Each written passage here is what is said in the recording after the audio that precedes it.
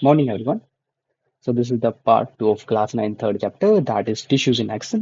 तो हम इसमें पढ़ने वाले हैं हमारे परमानेंट टिश्यूज। इससे पहले हम सिंपल टिश्यूज के बारे में पढ़ चुके थे। ये हमारे collenchyma, sclerenchyma, parenchyma were there. तो अभी हम ट्राई करेंगे इसको कंप्लीट कर पाए जैसे plant tissues. Okay, will try to complete it till section 2.24, section 3.24, sorry.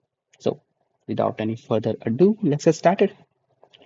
So examine the transverse section of a root or stem or the vertical section of a leaf of any herbaceous plant under a microscope.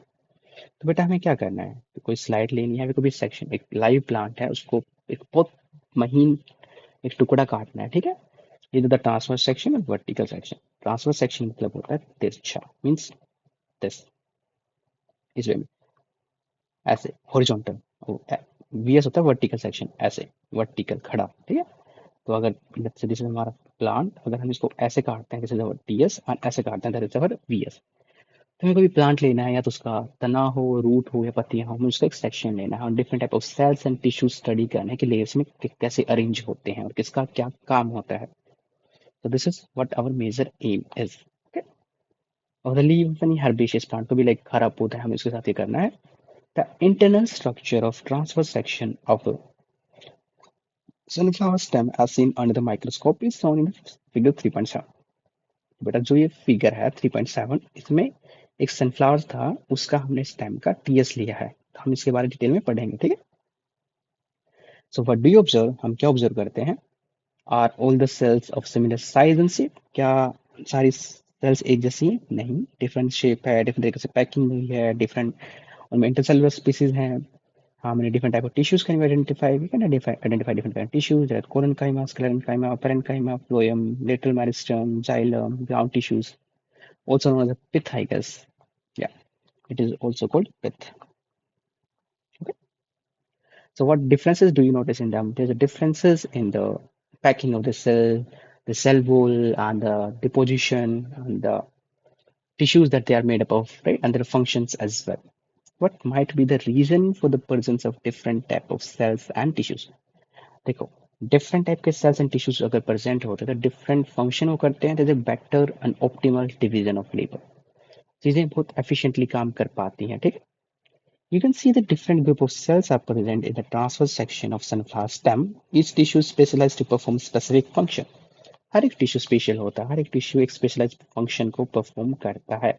And this is the transverse section of the stem of the sunflower. Okay, so these are the permanent tissues। ये permanent tissues क्यों है बेटा?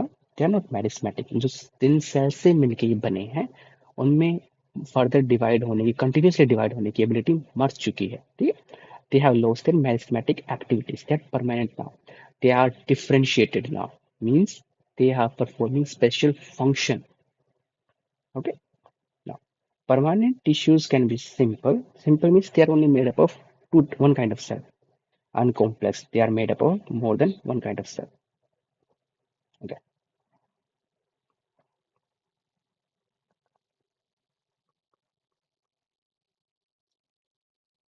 Permanent tissue एक meristematic tissue होता है जो meristematic cell से बना होता है। परमानेंट टिश्यूज दो टाइप के होते हैं, simple and complex. Simple and complex. जो सिंपल होता है, it is made up of one kind of cell, one kind of cell. Okay, and it is made up of more than one kind of cell, more than one kind of cell. इसका हम example use करते हैं mostly parenchyma, कोलिनकाइमा, sclerenchyma. इसके लिए हम use करते हैं xylem and phloem.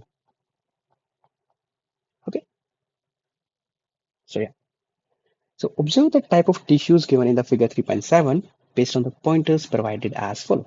तो हमें जो different kind of tissues and cells जो अरेंज्ड हैं उनके बारे में पढ़ना है, एंड हमें कुछ चीजों के बारे में समझना है कि उनका काम क्या है, स्ट्रक्चर्स कैसी हैं। Okay, we basically have to look for the structures and functions.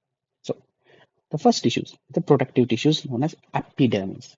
Epidermis खाल, जो सबसे बाहर वाली लेयर होती है, the outermost layer. Epidermis is what protects the plant from mechanical injuries, water loss, harmful microbes, and extreme environmental conditions। जो हमारा plant होता है बेटा, जहाँ पे वो सर्वाइव कर रहा है, थ्राइव कर रहा है, ग्रो हुआ है, राइट, आसपास हवा चल रही है, पेड़ पौधे हैं, राइट, दूसरी टहनियाँ है, आपस में टकरा रही हैं, पत्तियां टकरा रही हैं, देन सैंड उड़ रही है हवा में, जानवर हैं, कीड़े मकोड़े हैं, राइट। तो उन सब से हार्म को उस मैकेनिकल इंजरी से, स्पोर्ट्स की इंजरी से कौन बचाते हैं? Epidermal tissues. ठीक है, वाटर लॉस को कौन प्रिवेंट करते हैं? मान लो कि बहुत ड्राई एरिया है, राजस्थान है, वहां पे ऐसा पेड़ लगा दिया जो जिसको बहुत ज्यादा पानी चाहिए और जो बहुत ज्यादा पानी लॉस करता है, ऑफ कोर्स वो मर जाएगा। तभी आप देखोगे राजस्थान में जैसे पेड़ होते हैं, वैसे जो मध्य प्रदेश है या हमारा जो असम है उस साइड नहीं होते, क्योंकि वहां पे पानी ज्यादा होता है। एंड कौन से बैक्टीरियाज हैं, पैथोजेंस हैं, फंगस हैं, उनसे कौन बचाता है? लाइक उनकी एंट्री कौन नहीं होने देता खाल के अंदर, पेड़ के अंदर? हमारी epidermis. AP means outer, dermis means layer या खाल, okay, skin. Epidermis forms the outermost layer of the plant body. Yes, just like the human body में outer layer is also epidermis. तो उसे सेल की स्ट्रक्चर्स कैसे होती है उसके बारे में पढ़ लेते हैं। It consist of tightly packed single layer of flat and rectangular cells. जो ये है, just this is epidermis. These are singly tightly packed cells that are rectangular squares in shape and like very there's like zero, almost zero intercellular species. Okay, intercellular spaces होता है दो cell के बीच में जो space होता है जो pack होती है। So it protects all part of the plants. These cells are covered with waxy layer of cutin called cuticles. जो एपिडर्मिस होती है बेटा, उस पे एक लेयर होती है, एक वैक्स की लेयर होती है, एक मोम की लेयर होती है, जिसको हम क्या बोलते हैं? क्यूटिकल। क्यूटिकल सीधी बात है, मोम है वो वाटर रेजिस्टेंट होता है, तो कुछ ना कुछ तो काम होगा उसका भी, right. So in some plants living in a very dry habitat, let's say they are living in the desert, the epidermis may be covered with a very thick layer of cuticle to reduce the water loss by the process of transpiration by the stomata. Okay, इस बारे पढ़ते हैं, देखो क्या होता है। हमें पता है जो प्लांट्स होते हैं, plants they perform photosynthesis, right, photosynthesis. And to perform photosynthesis they need CO2, they need water, and they need sunlight, and chlorophyll they already have, इनके पास ऑलरेडी है एनवायरमेंट पे। पानी कहाँ से आता है? ग्राउंड से, right? किसके थ्रू आता है? रूट्स के थ्रू। CO2 कहाँ से आती है? एनवायरमेंट से। कैसे आती है? हाँ, कैसे आती है बेटा?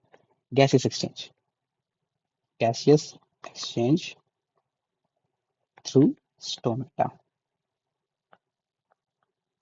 स्टोमेटा, स्टोमेटा क्या होता है बच्चा? प्लांट के ऊपर ना, प्लांट की एपिडर्मिस में छोटे छोटे ऐसे छेद होते हैं, ठीक है?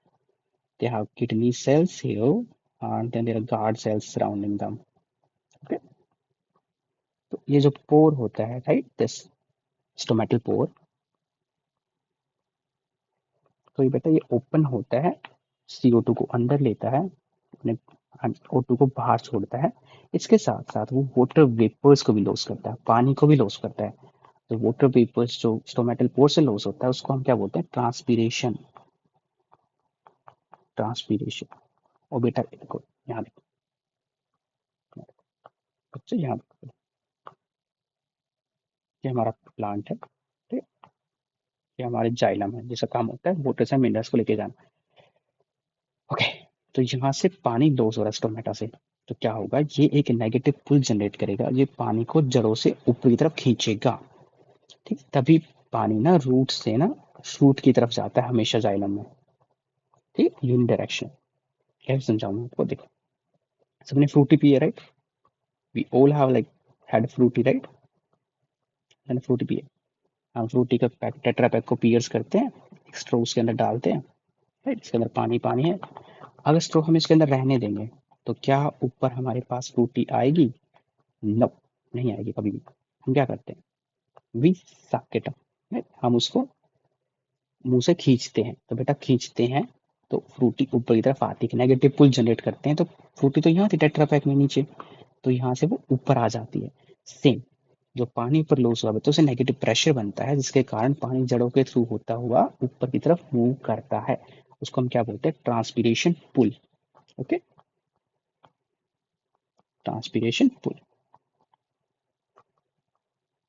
And this is the reason कि जो रूट्स हैं वो पानी को ऑब्जॉर्व कर पाती हैं, ट्रांसपोर्ट कर पाती हैं। ओके ना, अगर मान लो कि प्लांट है जो डेजर्ट में रह रहा है, उसमें बेचारा ट्रांसपिरेशन बहुत ज्यादा हो रहा है, तो ऑफकोर्स वो पानी बहुत लूज कर रहा है, जहाँ पे पानी की पहले से कमी है, तो मर जाएगा डिहाइड्रेशन से एंड पानी की कमी से। Now, cuticle also provides protection against mechanical injuries by एक extra layer of protection है, चाहे वो भले ही वैक्स की ही क्यों ना हो, it also provides one extra layer of protection, right? And invasion of parasites, भाई वो वैक्स है, there is a wax तो वो thicker होता है, तो बैक्टीरिया को पैथोजेंस को अपने अंदर नहीं आने देता है, they don't doesn't allow them to invade. Okay, so in many plants there's also hair like projections arise from the epidermal cell. कुछ से प्लांट में क्या होता है, कुछ hair like fine hair like structures arise होते हैं एपिडर्मल सेल से, जैसे रूट हेयर्स होते हैं, राइट? रूट्स में को बोलते हैं रूट हेयर्स। हाँ, रूट हेयर का काम क्या होता है, सरफेस एरिया इंक्रीज करना, पानी को अब्जॉर्ब करना by osmosis, which increases the surface area for the absorption of water and minerals from the soil. Yeah. In the leaves, epidermis contains spores that are called stomata. So in the leaves, और जो पत्तियां होती हैं उसमें छोटे छोटे छिद्र होते हैं, छेद होते हैं, उनको क्या होते हैं, स्टोमेटा। ठीक, उनका काम क्या होता है, गैसेस एक्सचेंज में and also helps in transpiration. Now important, transpiration क्या होता है, अभी हमने समझा। Transpiration is the evaporation of water vapours through the stomata. जो पानी है जो भाप बन के उड़ जा रहा है स्टोमेटा के थ्रू, जब वो खुलते हैं गैसेस के एक्सचेंज के लिए। Thus, transpiration helps in water transportation by creating a transpiration pool in the xylem. Xylem are like tubes, लंबी ट्यूब्स होती हैं, ऊपर से पानी लॉस हो रहा है तो पूरा पानी ऊपर की तरफ चढ़ जाता है। See?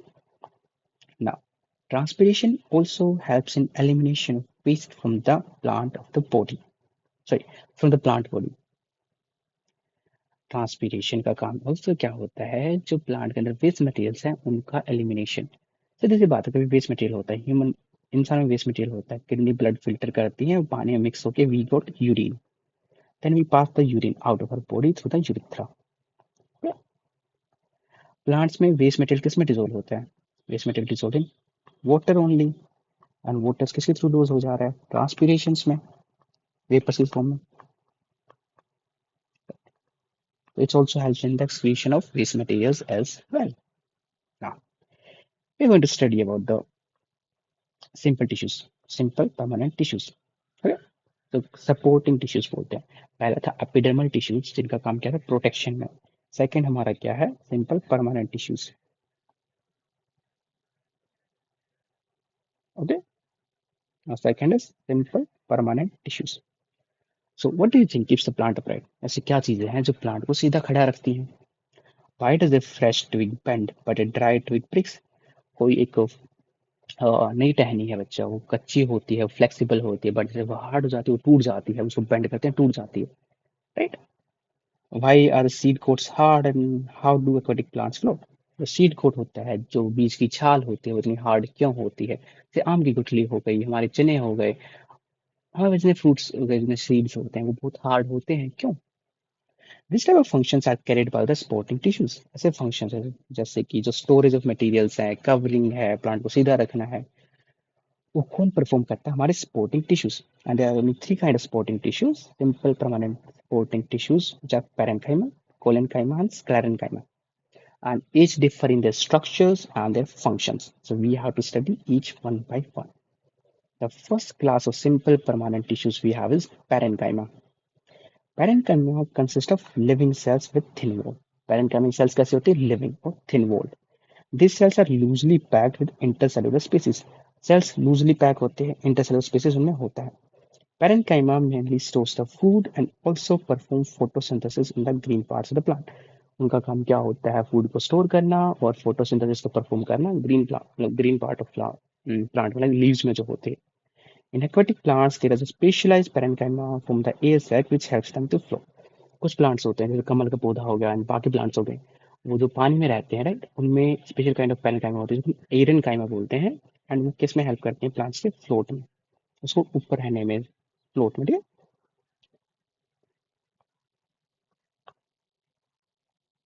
एरनकाइमा। ठीक, now as a diagrammatic representation, loosely packed cell हैं, थिन वॉल्ड हैं, लगभग थोड़ी ओवल शेप ही है, इंटरसेलुलर स्पेसिस है। So these are our parenchyma. इसमें एक फोटो है मेरे पास जिसमें एरेनकाइमा को शो किया गया है. Let's have a look at it. Okay. Yeah. As you can see here, this is the like transverse section of a stem of a water plant. और प्लांट दैट आर लाइक जो पानी में grow करते हैं, ठीक है, जलीय पौधे होते हैं. एज यू कैन सी इसमें कितने छेद से हैं, होलो कैविटीज है बेटा. ये सारी होलो कैविटीज किससे मिलकर बनी है? एरेनकाइमा से, जो स्पेशल प्रकार की पैरेनकाइमा ही होती है. Okay.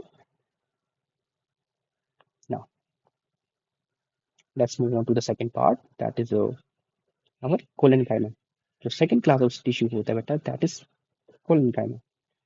Collenchyma is also consist of living cell. जैसे उनकी जो सेल वॉल थी वो थिन थी, इनकी सेल वॉल थिन नहीं होती but unevenly thicken at the corners due to the deposition of pectin. Pectin एक प्रकार की शुगर होती है जिसका डिपोजिशन हो जाता है सेल वॉल पे एक्स्ट्रा, तो एक्स्ट्रा थिकनेस आ जाती है. एक chemical that gives flexibility like rubber deposition. और एक चीज हो, तो ये वाली सेल्स फ्लेक्सिबिलिटी प्रोवाइड करती हैं, सपोर्ट में हेल्प करती हैं. याद देखो, सेल्स है थिन वॉल नहीं हो जाता, तो पैक्टिन डिपोजिशन है, there is pectin deposition here intercellular spaces में किनारे पे. ओके. यहाँ पे now this tissue provides structural support and flexibility, allowing the parts of plants like stem and tendrils to bend without breaking. जो टहनियाँ लचीली होती है, जिनको सपोर्ट चाहिए होता है, जो पत्तियां होती हैं, ठीक है, उनमें क्या होती है? कोलन काइमा, जो उसको सपोर्ट प्रोवाइड करती है. Now there is also one more class of tissues, simple permanent tissues, that is sclerenchyma. Sclerenchyma have a thick cell wall due to the deposition of lignin. Lignin एक chemical होता है जिसके कारण ना इनकी cell wall बहुत thick हो जाती है. देखो यहाँ देखो कितनी थिक सेल वॉल है, right. This is such a thick cell wall, ठीक है. एंड स्क्लेरेंकाइमा डेड होती है. ऑलवेज रिमेंबर, किसके डिपोजिशन से होती है? लिग्निन. उसमें किसका डिपोजिशन था? Pectin.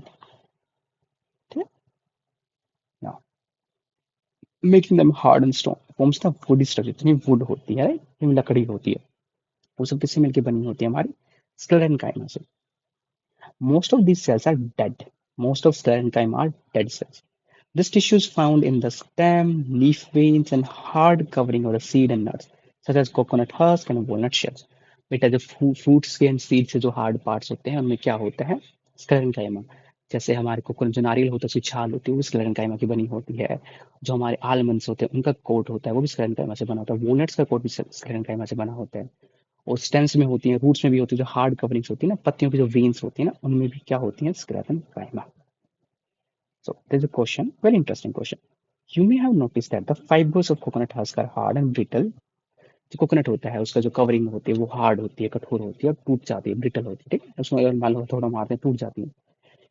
Whereas the leaf stalks of coriander, जो हमारा धनिया होता है बेटा, उसकी जो स्टॉक होती है, जो तना होता है, अगर किसी ने धनिया देखा होगा, ऐसे हरा रंग का है ना, ऐसे एक रेशा रेशा जैसा होता है, ऐसा हरे रंग का ऐसा रेशा सा होता है, यहाँ पे ऐसे पत्ती पत्ती होती है, पत्ती पत्ती होती है. हम इसकी बात करें स्टॉक की, हो गया. वो सॉफ्ट एंड फ्लेक्सिबल होता है. Why why do you think ऐसा है कि जो कोकोनट हस्क है वो हार्ड एंड ब्रिटल होती है, बट जो कोरिएंडर के जो स्टॉक है स्टेम का, it's like flexible. Why? Try to think of this and try to answer this question. Okay. मुझे बताना कि क्या रीजन हो सकता है. It's related to the simple permanent tissue only. चलो, right down your answers down below. अगर कर दिया तो दैट्स गुड, बाकी नहीं तो लेट्स आंसर इट. जो कोकोनट हस्क होती है, it is made up of sclerenchyma. And जो ये होता है कोरिएंडर होता है, it is mostly composed of collenchymas. Collenchyma are more flexible. That's why. Now, there is also one more class of tissues. हमें अब तक simple पढ़ा था. Now we are going to study about the complex permanent tissues, and they mostly makes the conducting tissues in the plant. They mostly make the conducting tissues in the plants. So conducting means चीजें एक जैसे दूसरी जगह लेके जा रहे हैं, लेके आ रहे हैं. So होता है conduction. Okay. So how does the water reach the leaves of a tall tree? जो पानी है बेटा वो जड़ों से लेके जो सबसे बड़ी बड़ी हाइट के प्लांट्स होते हैं उनकी पत्तियों तक कैसे पहुंच जाता है? How does the food prepared in the leaves reach to the other parts of the plant? और जो खाना पत्तियों में बनाया है वो बाकी पार्ट्स तक कैसे पहुंच जाता है? तने तक, जड़ों तक, बाकी टहनी तक, फ्रूट्स तक, सीड्स तक, कैसे? So plants are specialized conducting tissues called xylem and phloem. Plants जो है स्पेशल परमानेंट टिश्यूज होते हैं, कॉम्प्लेक्स परमानेंट टिश्यूज, उनको बोलते हैं xylem and phloem. And together they form the complex permanent tissues because they are made up of different type of cells working together. ये एक type के सेल से नहीं बने होते, मोस्टली 4 से 5 डिफरेंट काइंड ऑफ सेल से मिलके बने होते हैं और एक सेल का अपना फंक्शन होता है और सब मिलके कंडक्शन का काम करती हैं as a unitary. Okay, now let's study about xylem first. Xylem जो ये है, ये स्ट्रक्चर है जाइलम की स्ट्रक्चर बेटा, ठीक है. ये now xylem is the tissue that transport water and minerals from the roots to the other part of the plant. xylem पानी और मिनरल्स को ट्रांसपोर्ट करता है जड़ों से लेके बाकी पौधों के पार्ट तक, ठीक है. It also provide strength to the plant. ये प्लांट को स्ट्रेंथ भी प्रोवाइड करता है, उसको सीधा खड़ा रहने देता है, उसको हार्ड बनाता है, ठीक है. जाइलम किसके चीज से मिलकर बना होता है? Xylem is compose of tracheids, vessels, xylem parenchyma and xylem fibres. Tracheid vessels are tubular structures. जो ट्रैकेट्स एंड वेसल्स होते हैं जो ट्यूब बनाते हैं, लंबी लंबी पाइप दिख रही है आपको यहाँ पे, these these are made up of these pipes. As you can see, these are the pipes, okay. They are xylem tracheids and xylem vessels, okay. The tubular and thick walled और tubelike structures बनाते हैं thick walled, because they are the dead cells, ठीक है. Xylem parenchyma are the only living component of xylem, while trachid vessel xylem fibers are primarily scleromatous. स्क्लेरेनकाइमेटिस मतलब केवल xylem parenchyma है, वो living cell होती है, ठीक है. उसका काम फूड स्टोरेज में ही होता है. वेराज जो जाइलम ट्रैकिड्स हैं, जाइलम वेसल्स हैं, जाइलम फाइबर्स हैं, वो सारे डेड होते हैं. अंदर से जो सपोर्ट प्रोवाइड करते हैं उनकी सेल वो ज्यादा थिक होती है, ठीक है. Now let's study about phloem. So phloem is mostly made up of living cells. Phloem भी 4 चीजों से बनकर बना होता है एंड मोस्टली सारी लिविंग होती है, एक चीज को छोड़ के, phloem फाइबर को, ठीक है. It consist of sieve tube, companion cell, phloem parenchyma, phloem fibre.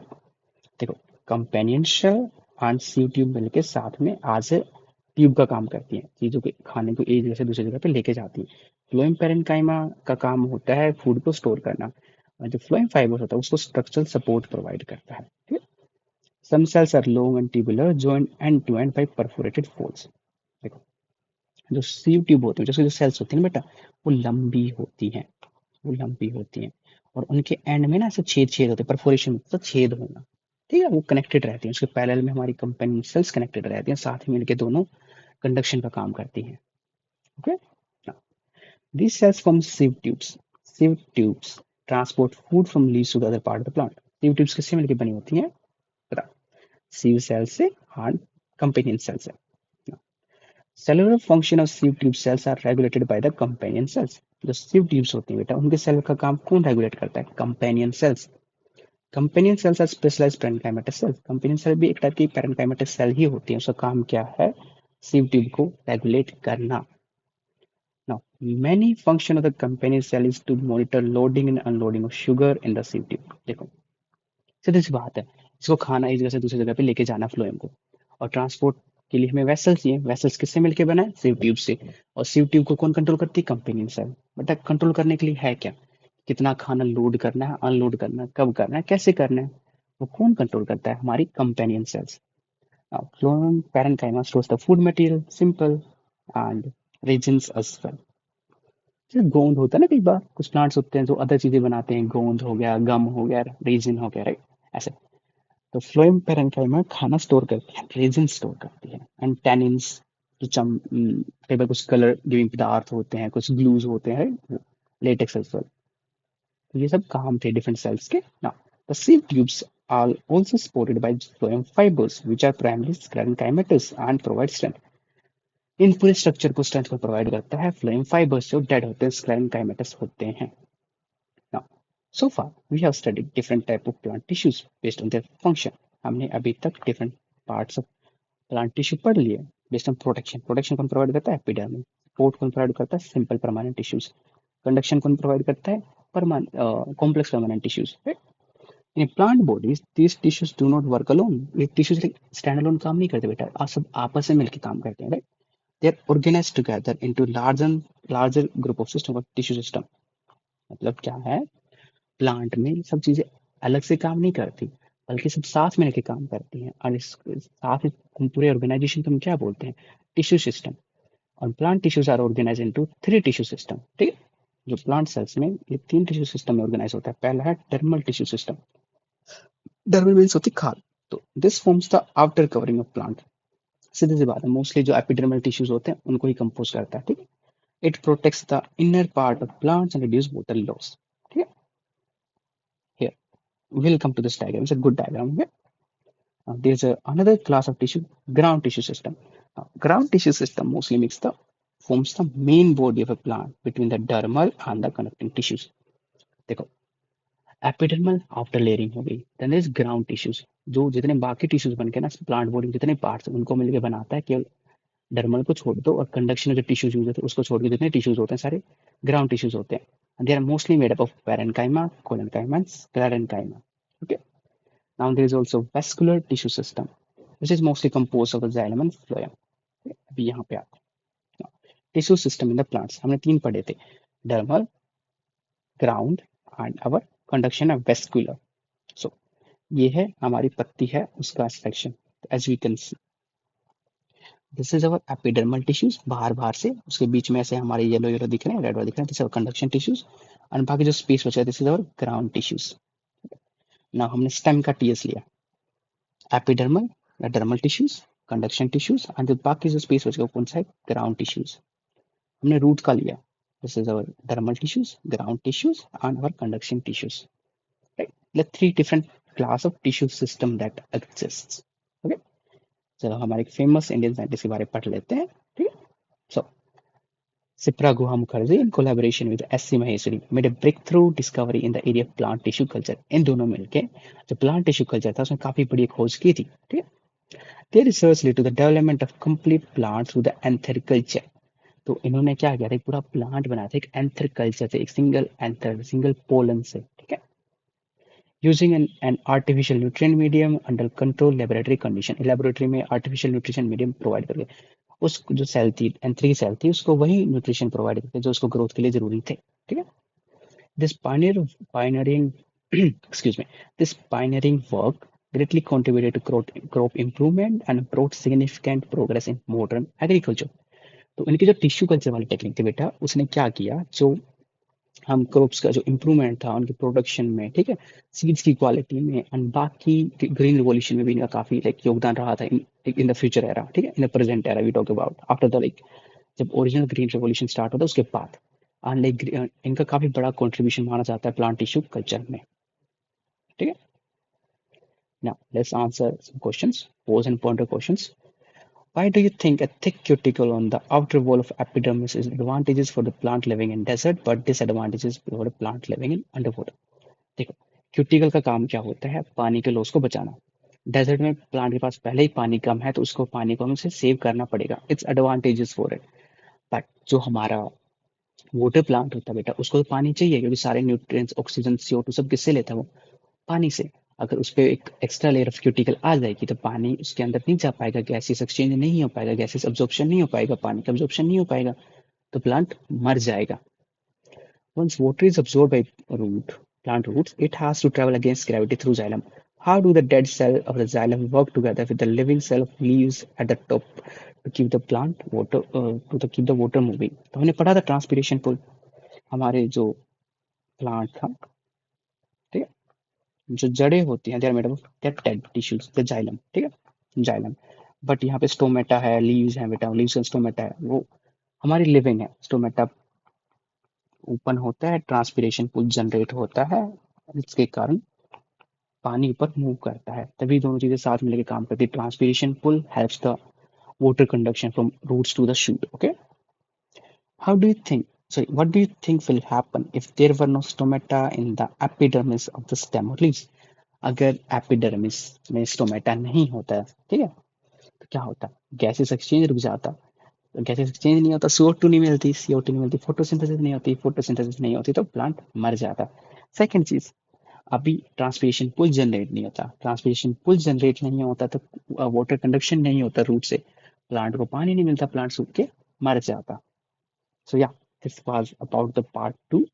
We are going to study till here on in this class. In the next chapter, in the next class, we are going to start with the animal tissues. So I hope चीजें समझ आई हो, चीजें sense बना रही हो। I can't teach you with the PPT right now because PPT making a PPT takes so much time, and I'm I am little bit short on time, so I hope चीजें ऐसे समझ आती हैं धीरे धीरे, but in future will study using the PPTs as well. Okay, so yeah, thank you everyone for watching. I'm going to see you in the next